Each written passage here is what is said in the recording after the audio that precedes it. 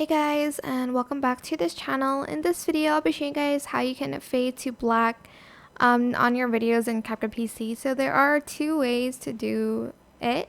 I'm just going to select this video here.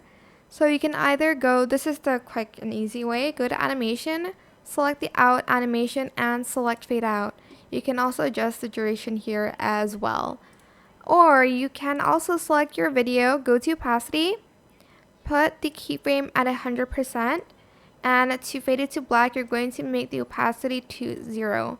Make sure there's no videos underneath though, or else it won't work.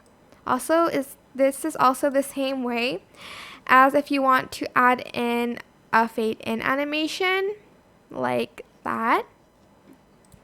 Or again, use the keyframes, but this is just the easier way to do it.